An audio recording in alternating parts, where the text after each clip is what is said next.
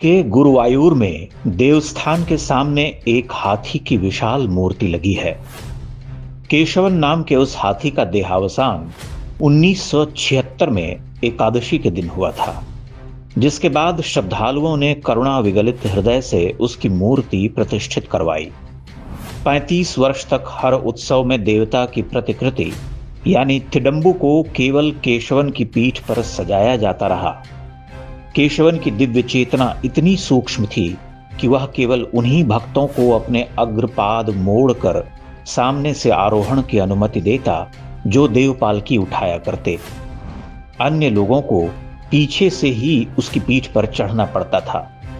वह अपने जीवन काल में एक बार भी हिंसक न हुआ। जब वह अंतिम बार अयप्पा स्वामी की प्रतिकृति अपनी पीठ पर लिए उत्सव में चला जा रहा था, तभी उसकी देह में थरथराहट होने लगी, किंतु उसने देव प्रतिमा को गिराया नहीं। वह ठहर गया, मानो कोई दुखद संकेत कर रहा हो, अपने अशक्त असहाय होने का मौन संकेत।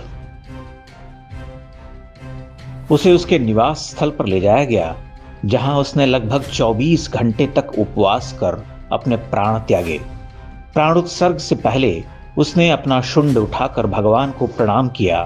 अपनी अंतिम मूक प्रणति के साथ ही एकादशी के दिन वह विदा हुआ। केशवन वहां के राज परिवार का गज था, जिसे नीलांबूर के जंगल से लाया गया था। राज परिवार ने देवता से प्रार्थना करते हुए कहा था कि अगर वह अपने कष्टों से मुक्त हुए तो एक हाथी स्वामी के चरणों में सेवा के लिए सौंप देंगे। स्वामी की कृपा हुई, केशवन नाम का गजराज भगवान अयप्पा का सेवक बन गया।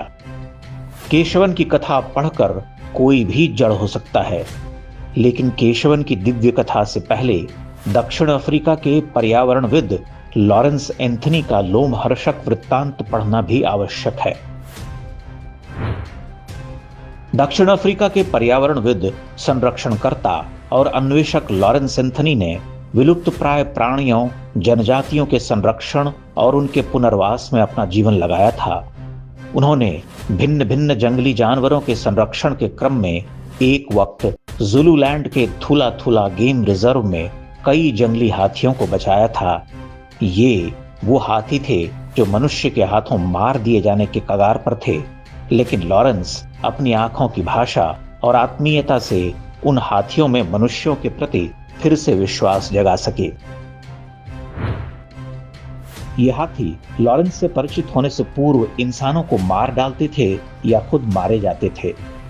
लॉरेंस ने न सिर्फ उन हाथियों को बचाया, बल्कि मनुष्य और पशु के सहअस्तित्व को पुनर्परिभाषित भी किया, जो कि 2012 में उनकी मृत्यु के बाद एक अविस्मरणीय घटना से प्रमाणित हो जाता है।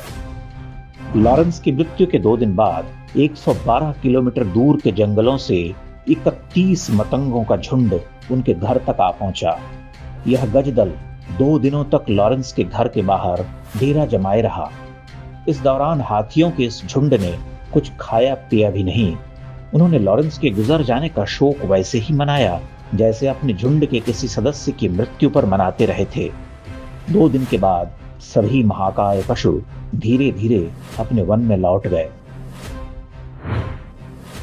यहां आश्चर्यजनक बात यह नहीं है कि हाथियों ने इंसान की मृत्यु का शोक मनाया, बल्कि आश्चर्यजनक बात यह है कि संवाद का वह कौन सा तार था जो लॉरेंस की मृत्यु का संदेश लेकर उन हाथियों तक जा पहुंचा। दिशाओं से मिलने वाला वह कौन सा ज्ञान, आत्मा का वह कौन सा दृश्य आलेख, जिसे पढ़कर कुंजरों को यह ज्ञात हो गया कि उन्हें जीवन देने वाले लॉरेंस अब इस दुनिया से जा चुके हैं। क्या यह साक्षात ईश्वरीय अनुभूति नहीं है? लॉरेंस ने 2003 में इराक पर अमेरिकी हमले के दौरान बगदाद के चिड़ियाघर से जानवरों को भी बचाया था। मृत्यु से पहले वह विशालकाय सफेद गैंडों को बचाने में जुटे हुए थे। लॉरेंस और उन हाथियों के बारे में जानते हुए यह मानना भी स्वाभाविक है कि जैसे मनुष्यों में पशुता होती है, वैसे ही पशुओं में भी बहुत अधिक मनुष्यता होती है। दोनों के सह अस्तित्व की भूमिका उसी मनुष्यता से तैयार होती है जो दोनों में समान रूप से विद्यमान है। प्राचीन भारत के दर्जनों मंदिरों की भित्तियों और प्रवेश द्वार के आसपास, विशेषकर मुख मंडप आदि पर गजदलों को शोभायमान पाया जाता है। ये गज मूर्ति रूप में अनिवार्य रूप से इन मंदिरों में पाए जाते हैं। किसी भी अन्य पशु की उपस्थिति मंदिरों में उतनी नहीं होती जितनी हाथियों की होती है।